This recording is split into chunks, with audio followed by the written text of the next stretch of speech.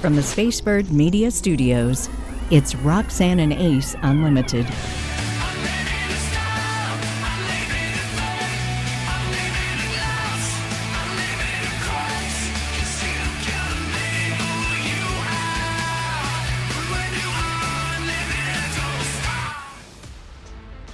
And welcome to Friday. It's Roxanne and Ace Unlimited. Where did September go? But fall is officially here. Wee-wee!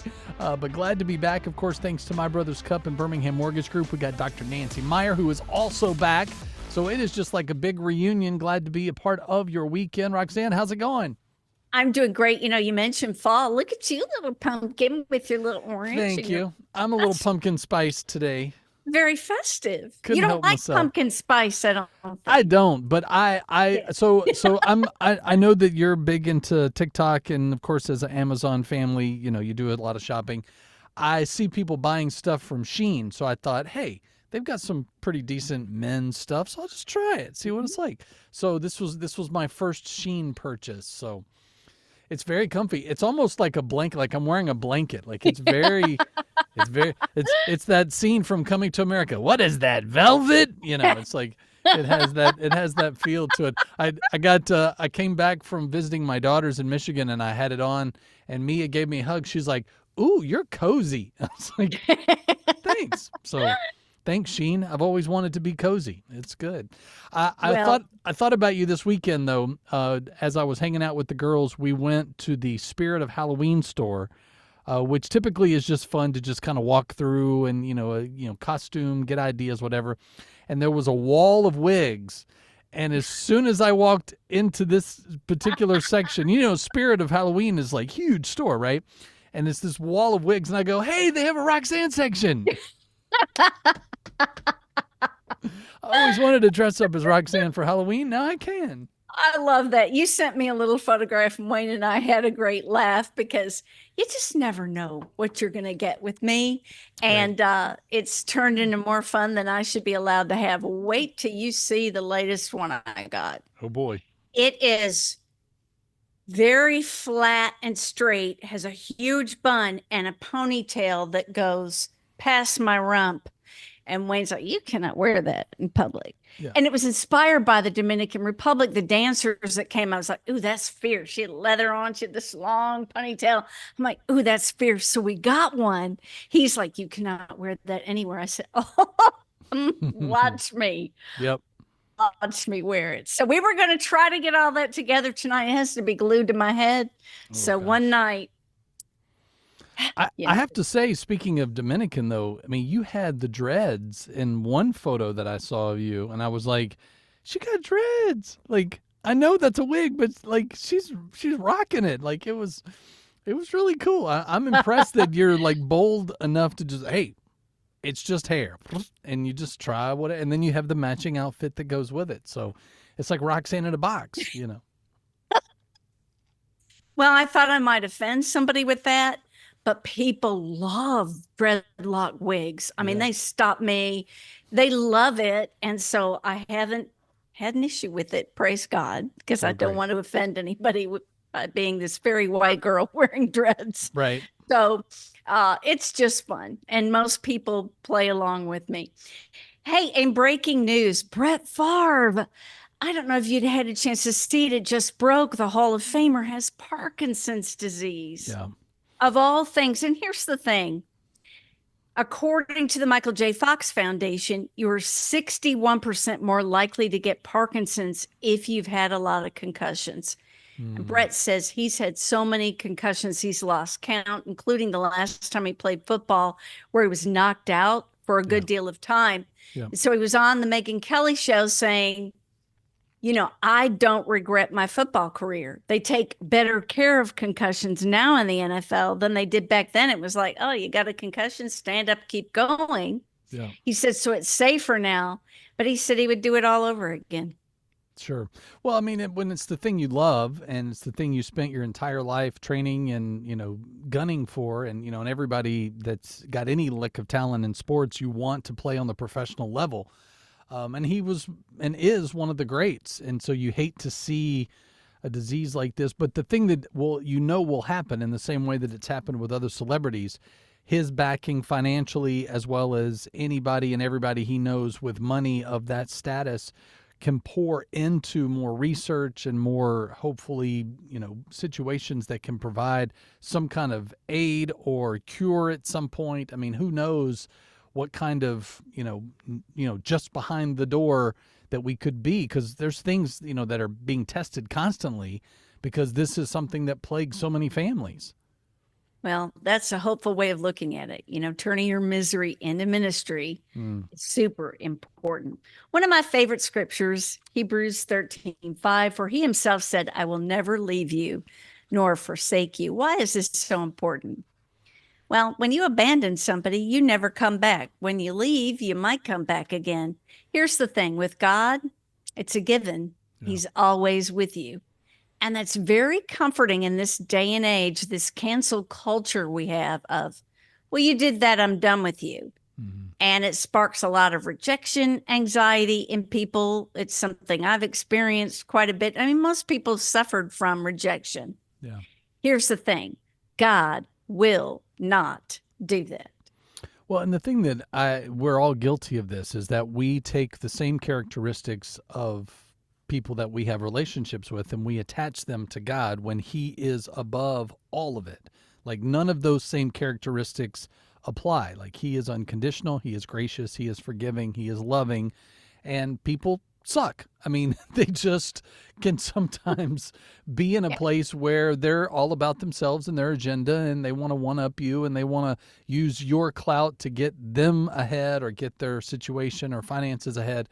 But here's the thing that I love too, when you think about the presence of God, is that he goes before us, right? So he's already in a location or a circumstance or, a promotion or whatever that he's leading you to, right? He's like, let me go set this up. And then while you're waiting in the waiting room, twiddling your thumbs, come on, Lord, I'm ready. And then he opens the door and there it is. It's all laid out in front of you. And then people go, how did that happen? And you can easily say, God took care of all that. So he's not only with us where we're at, but he's also going before us to prepare the path that we need to be on. Amen. Well, COVID has ruined high heels, apparently. No. We've all got flat feet now. I do too, but you and I are not among the vast majority. Women now our fleet of flattened. A fleet of flat.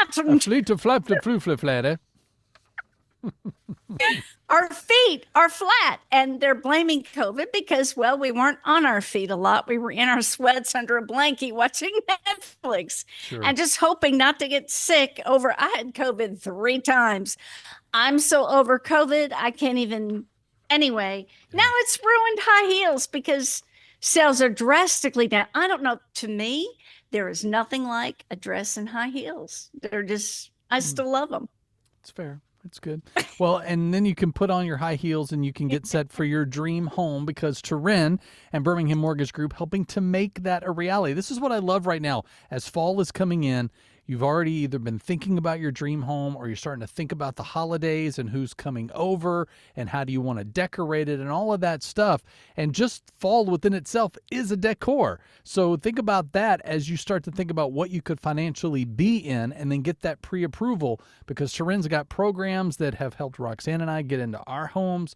And he's got it all. Like, I'm amazed. Like, when he tells me about heard about this new program and it can, be 1% down or it could be no percent down. I mean, each family is a different circumstance. He wants to help make that happen for you. He can help with new construction and also works out of Alabama and Florida. If you're interested, you have got to get in touch with Turin Newell Birmingham Mortgage Group, 205-259-1656, bhammortgage.com. You'll be so glad you did. So pucker up, get ready to kiss. Wayne loves this research. It comes from the Gottmans. You and I had the great honor of interviewing the premier marriage counselor and specialist in the world, John Gottman. He says, when your marriage is getting a little old, when it's a little dry, when you're a little bored, you have to kiss for 6 seconds. And when you do, 6 seconds is longer than you think. Sure. No, as a former DJ, 6 seconds, that's, you could give the weather forecast and the traffic all in a short amount of time.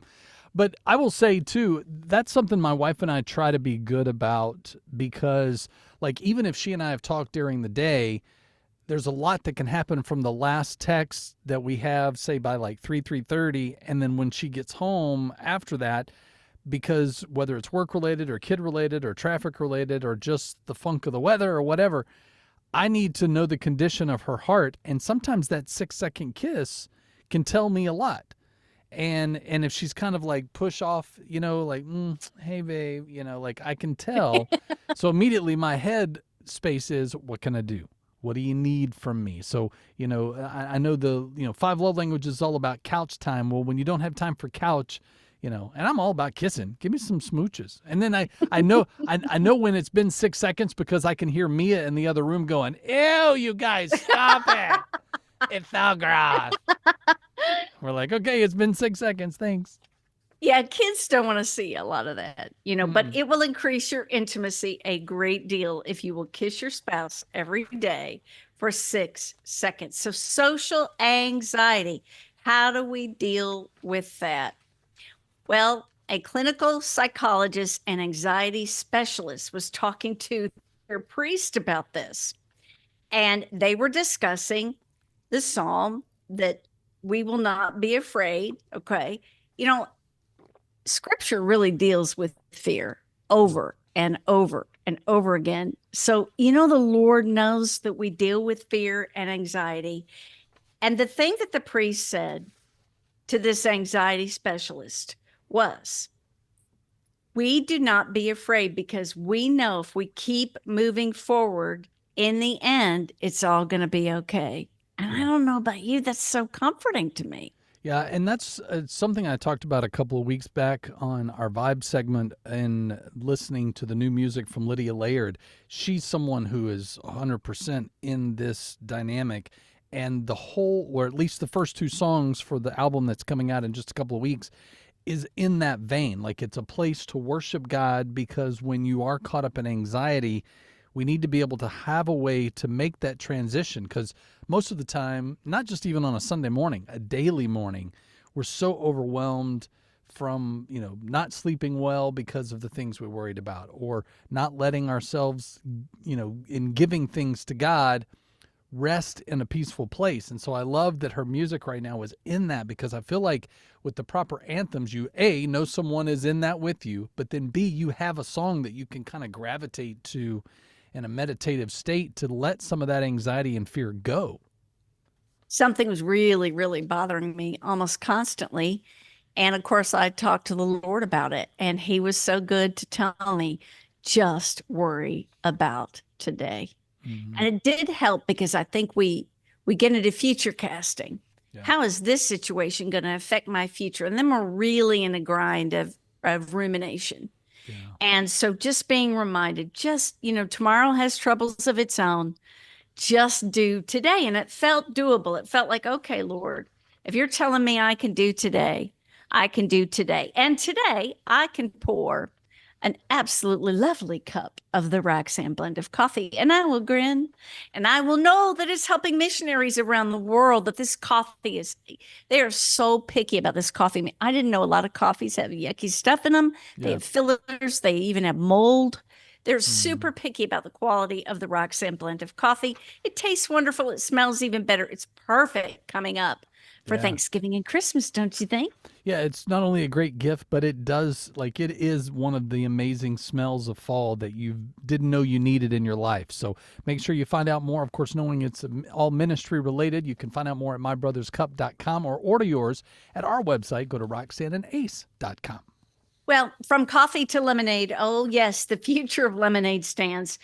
This article kind of blew my mind. It comes from the New York Post about kids and lemonade stands and how they've gotten so savvy. Nobody carries cash anymore. It's like, I feel bad if I see Girl Scouts. There's the box. I never have the cash. Yeah, same. Now, they are giving you, the savvy kids of today, a barcode you can scan to get your lemonade. And a 7-year-old in Texas made 7,000, not $100,000 with a lemonade stand that you could scan. Ace, what are you and I doing? We're doing it wrong, apparently. We're doing it wrong. I thought, like, when my girls were young enough to be doing the lemonade stand, like, they made bracelets and then sold it with the lemonade because they felt like, well, Oh, if we're only making 50 cents or $1 a pop every time, someone, bought a cup of lemonade, like, let's increase it. So they created these bracelets. So they were selling the bracelets for like $4 and $5 with, the extra lemonade. And if you bought like 2 bracelets, you got a free lemonade. Like, they had a whole strategy going. But now these kids with technology and like it's all a totally different game. I don't know. But my thought is if it's working, this is great because at the age of 7 to be learning, hey, if I work, I get paid and my hard work pays off. well, and that's the point. Part of the experiment was, they had many kids doing these things was to learn how to be an entrepreneur. And Yeah. I think 7, I'm like, that isn't that early? But it's okay. I mean, because they're all grins. I mean, if you want something and you're 7 and you got Yeah. $7,000. Well, as someone who's trying to get, my daughter into her next car, I wish I had thought about this when she was 7 because she would have the money right now to just go buy a car. So hold on to the cash, kids. Don't Really, just don't spend it just all in spend one it. place. Don't just spend it. There are things that you're going to want. So if you are not afraid of sharks, I want to add something, a new element to sharkhood. They're now on cocaine. Aren't they all? Sharks I thought they are always on were. cocaine, like that horrible movie with that cocaine bear. Yeah. I thought, oh yeah, right. So he ate some cocaine. No, it's confirmed. Researchers now, you have to go to Brazil. They're all swimming outside Brazil High. Apparently, they've looked at the innards of these sharks. They're all on cocaine. But here's the thing: I'm like, how could that be? Are there bags of cocaine floating in the ocean? If so, why? Mhm. Why would a shark consume them? This is where it gets gross. This podcast is weird, but I have to tell you, what is the source? We feel the matrix. I'm sorry. We feel the major source would be excretion through urine and feces of people using cocaine. That's how they're getting it? Urine and feces of people So, using cocaine. look, my Yeah. phone's trying Siri's to tell trying me. to help you. I Thank you, found this. Siri. Siri's trying to help me with. Now, listen. Are there that many people swimming who are going to the. What? Clearly. Then I thought, okay, it's wastewater treatment. But even that, they're dumping it into the ocean. There's so much of it that we're in trouble, Ace. Well, especially when you think about the ratio of how big a shark is and how much it would take for them to even be affected by the cocaine that's already made its way through somebody else's system. That's and who got stuck on that project? Was that like, entry-level intern? All right, Jim, we're going to put you on this new thing. We think sharks are high. Like who got stuck on this and why? And did they use some of our money to figure this out? Need to start our And own did they look investigation. at a shark and go, that shark's behavior is very unusual? Look at his They're acting eyes. like what? Something's not mean- right about him. We're going to need a bigger boat.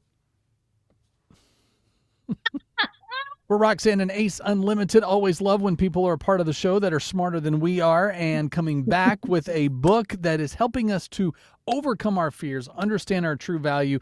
Coming back to Unlimited is Dr. Nancy Meyer. Nancy, how are you? Good. How are you guys?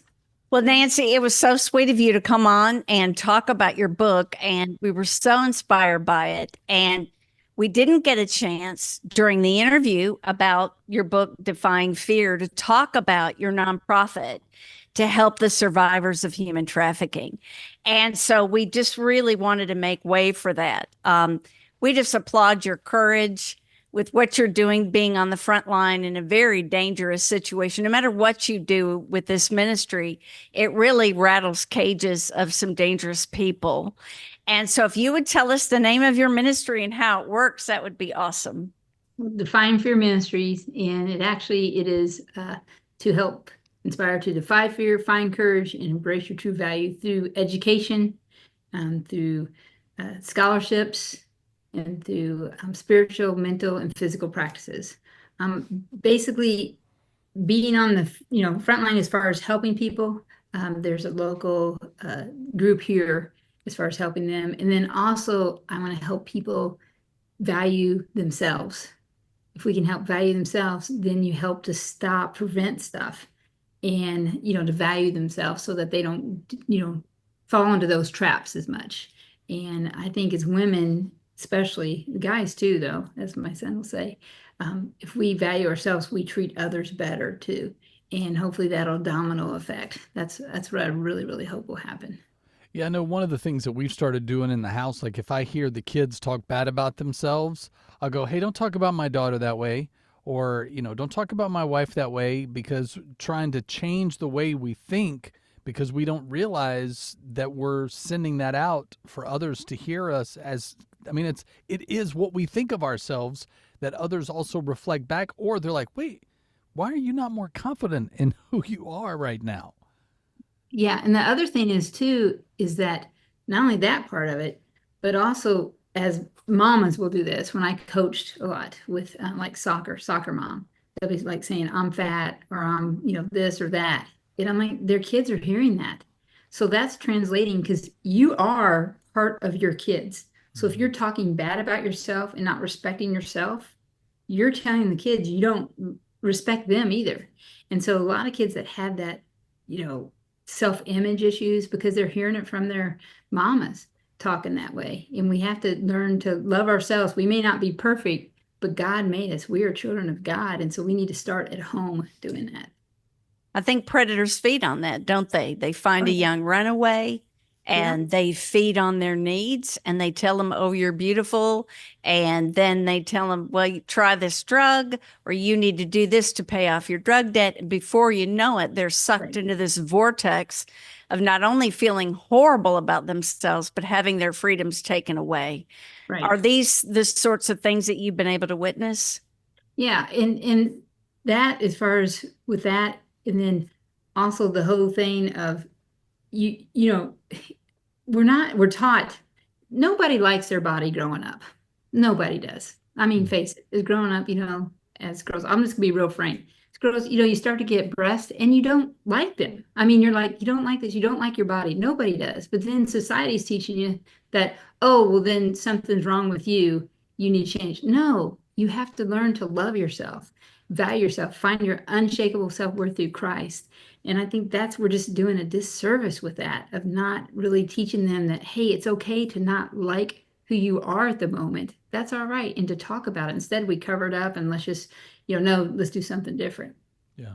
Well, and this lines up to this weekend hanging out with my daughters, we watched the movie The Uglies, which is based on the book, and it's a 3-part series where it is really kind of takes all of what's happening in the world of what you're talking about, Nancy, of that, the world is teaching you this is your mindset and we are going to make you better. So the premise of this particular story, just in summary, is when these kids get 16, they get a surgery that makes them pretty.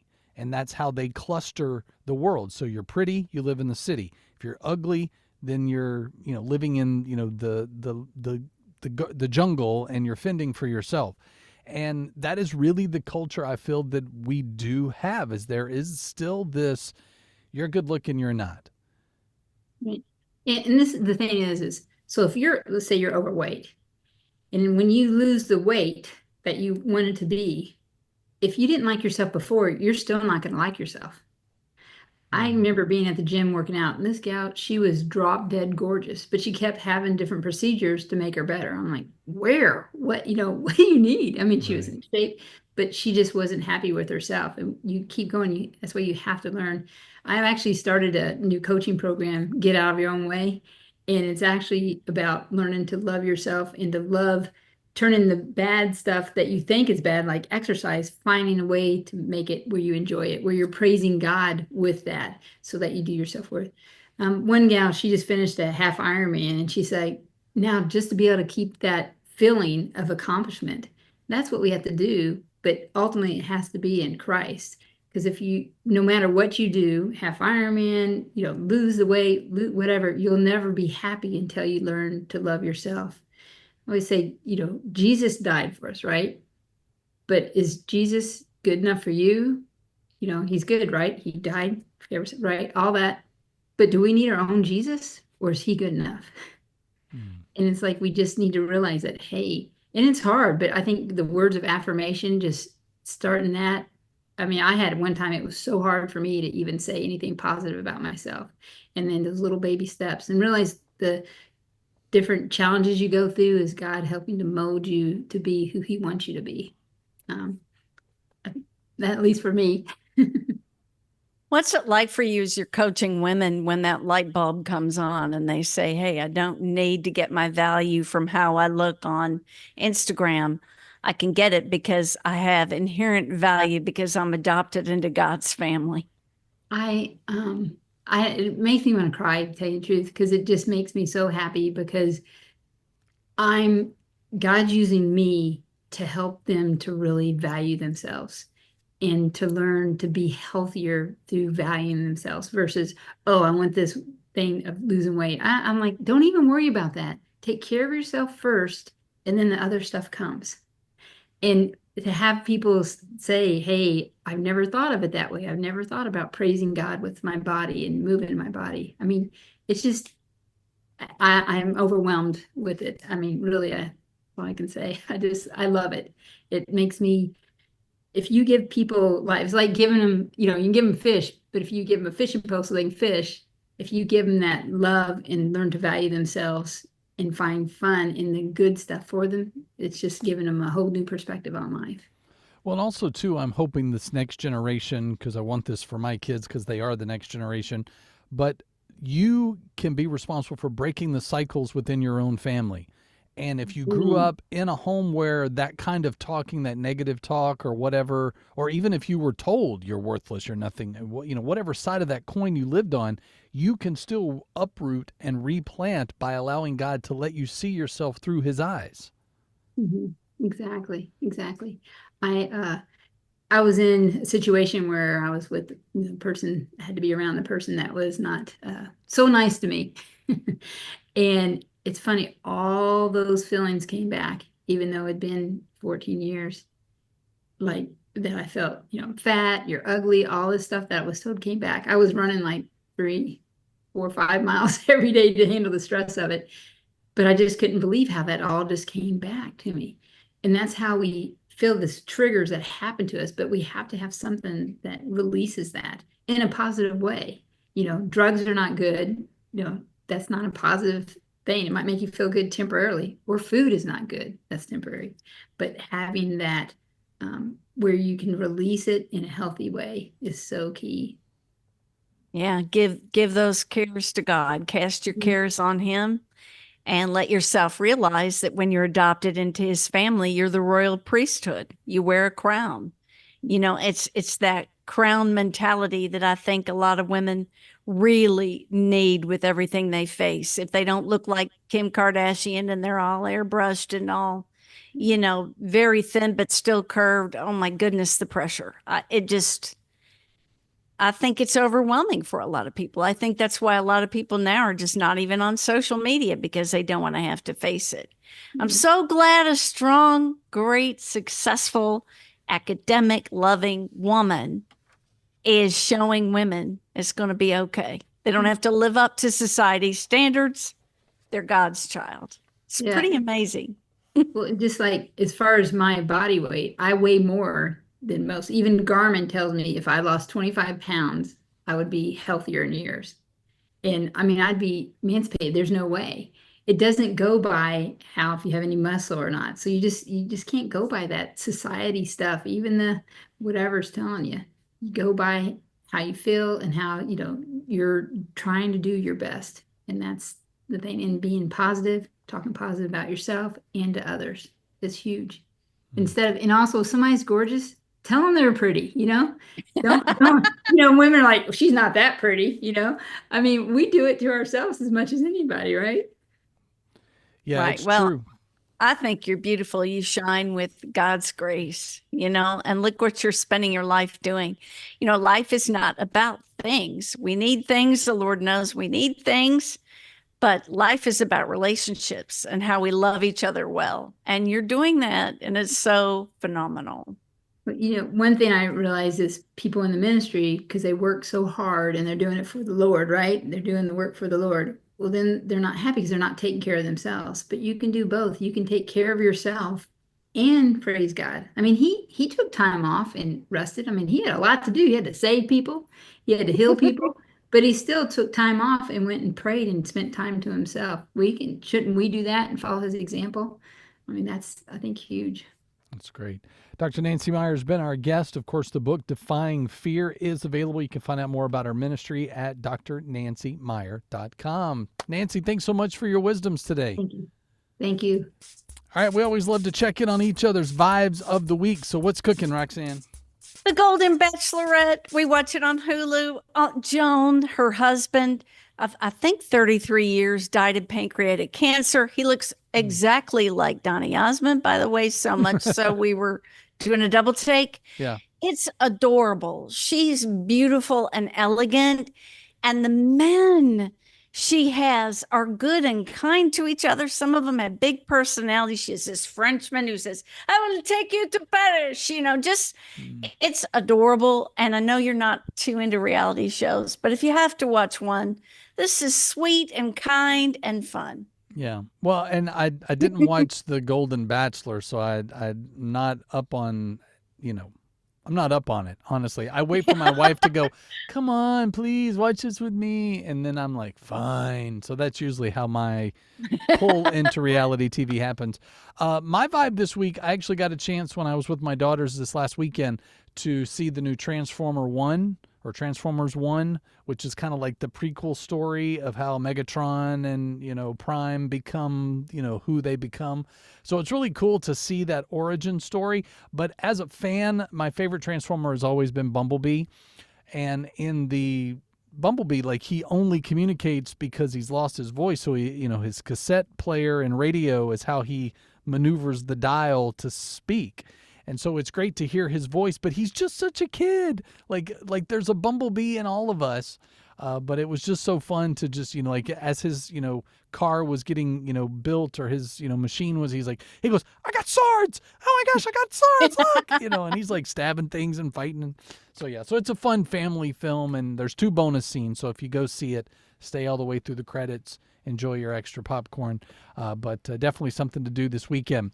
Thanks for hanging out. As always, like, subscribe, and follow so you don't miss future episodes. Thanks again to Dr. Nancy Meyer for her wisdoms, as well as to My Brother's Cup and Birmingham Mortgage Group. Roxanne, have a great weekend. I love you. You too. I love you too. You've been listening to Roxanne and Ace Unlimited. To make sure you don't miss future shows, you can subscribe anywhere you like to podcast and catch up on anything you've missed. Find out more at RoxanneandAce.com. Roxanne and Ace Unlimited is a production of Spacebird Media.